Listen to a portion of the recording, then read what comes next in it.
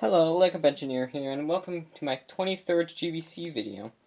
This is Curve Shot 2.0. This originally was my shooter module, which, didn't work very reliably. It worked kind of reliably originally, but then it turned unreliable. So I made Curve Shot, which worked pretty reliably, but now I made some even more improvements, so this is Curve Shot 2.0. I removed a ton of gears from the back. I completely redid the gear chain in the back here.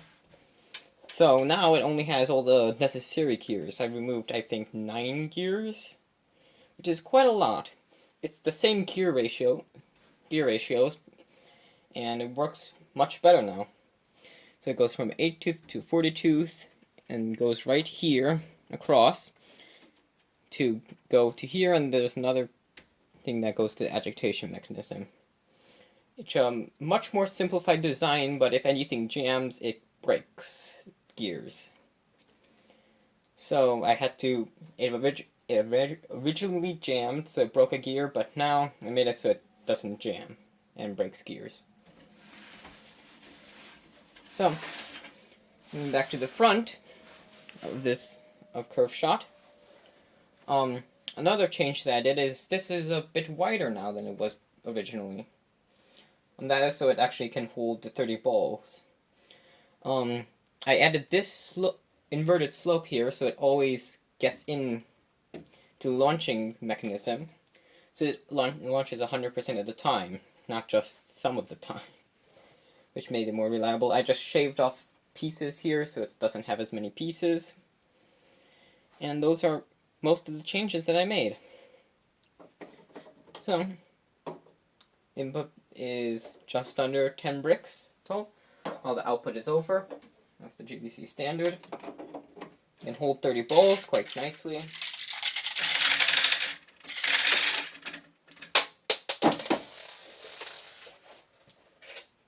If I don't drop a ball, then it is, but here it is. Oh yeah, one more thing. This inverted slope wasn't here before because it worked fine, but then I changed the batteries in my battery pack again, and it moved the motor much faster. So now this is faster because new batteries.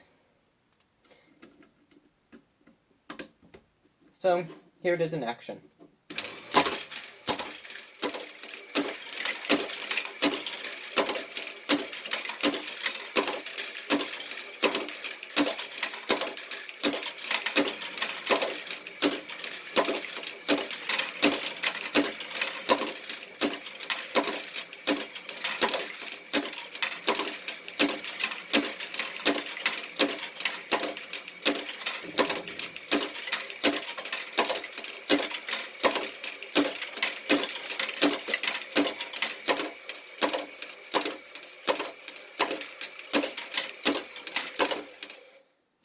Okay, so the last two balls usually don't come out, so I just have to push them along.